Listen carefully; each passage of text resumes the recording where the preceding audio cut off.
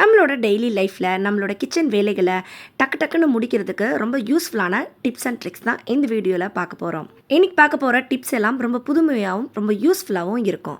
Hello friends, welcome back to Nalini morning cooking. இந்த video ஃபுல்லாக பாருங்கள். பார்த்துட்டு பிடிச்சிருந்தா நம்ம சேனலை சப்ஸ்கிரைப் பண்ணிக்கோங்க, பக்கத்தில் இருக்க பெல் ஐகானையும் கிளிக் பண்ணிக்கோங்க. இப்போ வீடியோக்குள்ளே போகலாம். முதல் டிப்புக்கு இந்த மாதிரி ஒரு நோட்டு எடுத்திருக்கேன். குழந்தைங்க பாதி பேஜ் எழுதியிருப்பாங்க, மீதி பேஜ் எழுதாமல் அப்படியே விட்டுருப்பாங்க. அப்படி குழந்தைங்க எழுதாத பேஜில் இருக்கிற நோட்டு பேப்பர் 2 இது கிழிச்சு எடுத்திருக்கேன். இப்போ இந்த மாதிரி நம்ம குளிக்க பயன்படக்கூடிய சோப் எடுத்திருக்கேன். இந்த சோப்பில் ஈரம் இல்லாதவாறு நல்லா ட்ரையாக இருக்கிற மாதிரி எடுத்துக்கோங்க. இப்போ இந்த சோப்பை நம்ம எடுத்து வச்சுருக்க நோட்டு பேப்பர் மேலே நல்லா இந்த மாதிரி கிறுக்கி விட்டுக்கோங்க. பேப்பரோட 2 சைட்லேயும் இது போல் நல்லா கிறுக்கி எடுத்துக்கோங்க. நான் இந்த 2 நோட்டு பேப்பர்லேயும் நல்லா கிறுக்கி எடுத்திருக்கேன். இப்போ இந்த பேப்பரை நம்ம இது போல் மடித்து எடுத்துக்கலாம். முதல்ல 2ஆக மடிச்சுக்கோங்க. 2ஆக மடித்ததுக்கப்புறம் மறுபடியும் 2ஆக மடித்து எடுத்துக்கோங்க. இப்போ கத்திரிக்கோல் வச்சு இந்த பேப்பரை நம்ம கட் பண்ணி எடுத்தோன்னா இந்த பேப்பர் துண்டுகள் எல்லாமே தனித்தனி பேப்பராக நமக்கு கிடைக்குங்க. இப்போ இந்த பேப்பர் எல்லாத்தையும் ஒன்றா எடுத்துக்கோங்க. நம்ம ஹேண்ட்பேக்கில் இந்த மாதிரி பொட்டு அட்டை வச்சுருப்போம். அந்த பொட்டு அட்டையோட பின்பகுதியில் நம்ம எடுத்து வச்சுருக்கிற இந்த பேப்பரை இது போல் மாட்டி விட்டுருங்க. இது மாட்டுறதுக்கு நம்ம தலைக்கு குத்துற ஹேர்பின் இருந்தாலோ இல்லை இந்த மாதிரி டிக்டாக் கிளிப் இருந்தாலும் போதுங்க. ரொம்ப ஈஸியாக அந்த பேப்பரை நம்ம இது மாதிரி மாட்டி விட்டுறலாம். இது எதுக்காக ரெடி பண்ணியிருக்கோன்னு சொல்கிறேன்.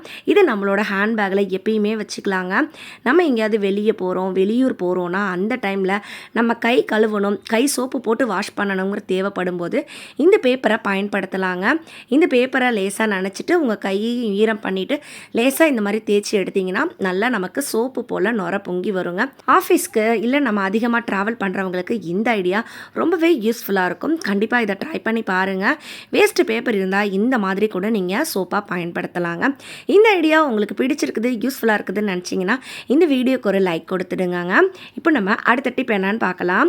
அடுத்த டிப்புக்கு நான் எடுத்துருக்கிறது ஒரு லைட்டருங்க. அடிக்கடி லைட்டர் ரிப்பேர் ஆகாமலும் எப்பயுமே புதுசு மாதிரி இருக்கிறதுக்கும் இந்த டிப்பை நம்ம ட்ரை பண்ணலாங்க. நம்ம வீட்டில் எலுமிச்சை பழத்தோட தோல் வச்சுருப்போம். இந்த தோலை லைட்டர் மேலே இது போல் நல்லா தேய்ச்சி விட்டுருங்க. லைட்டரோட எல்லா பகுதியிலையும் இது போல் தேய்ச்சி விட்டாலே போதுங்க. நல்லா தேய்ச்சி விட்டுட்டு ஒரு டிஷ்யூ பேப்பர் அப்படி இல்லைனா துணி வச்சு தொடச்சி எடுத்தாலே உங்கள் லைட்டரில் இருக்க துரு பிடிச்ச கரை, எண்ணெய் பிசுபிசுப்பு, அழுக்கு எல்லாமே போயிடும். லைட்டர் நமக்கு எப்பயுமே புதுசாக இருக்கும். வாரம் ஒரு முறை இந்த மாதிரி லைட்டரை க்ளீன் பண்ணுங்கள்.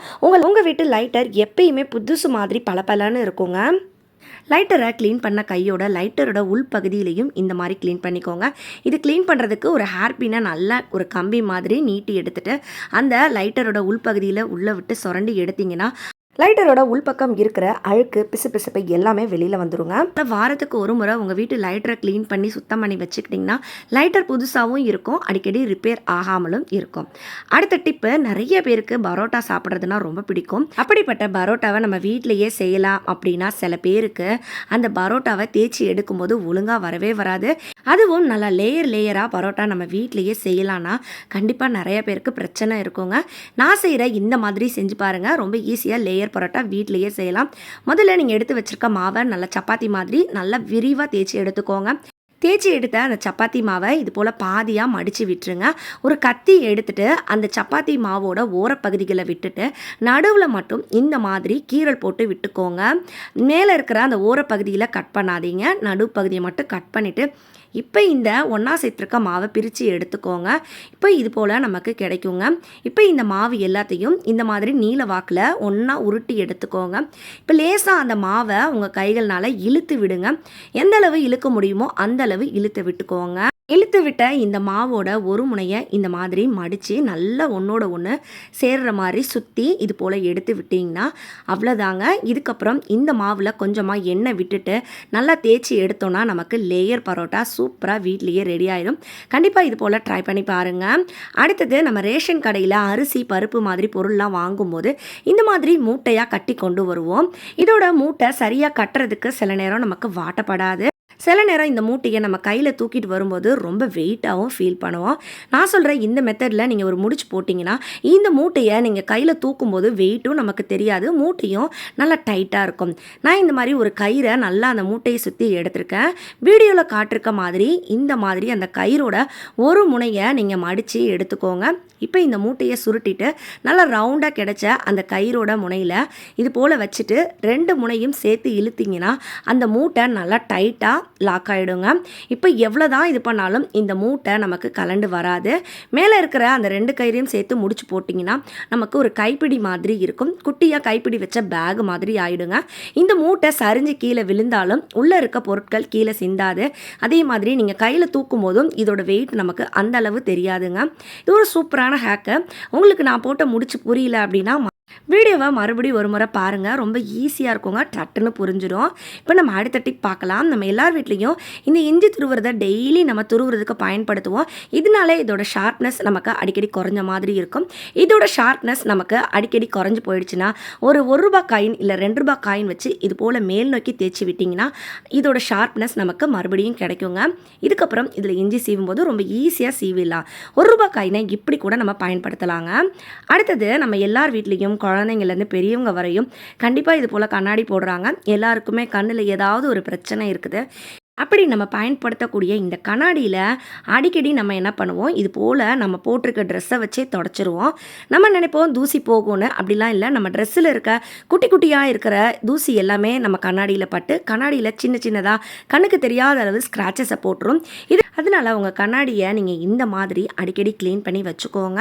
உங்கள் கண்ணாடி பழசாயிடுச்சுனாலோ இல்லை கண்ணாடியில் கண்ணுக்கு தெரியாத குட்டி குட்டியாக ஸ்க்ராச்சஸ் இருக்குதுனாலோ இந்த ஐடியா உங்களுக்கு ரொம்பவே யூஸ்ஃபுல்லாக இருக்கும்.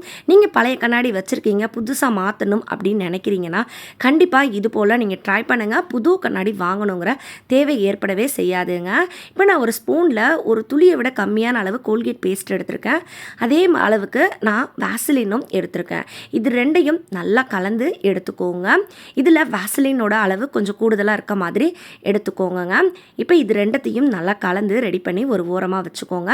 நம்ம குளிக்க பயன்படக்கூடிய சோப்பு ஒன்று எடுத்திருக்கேன். சோப்பு நல்லா ட்ரையாக இருக்கணுங்க, சோப்பில் ஈரம் இருக்கக்கூடாது.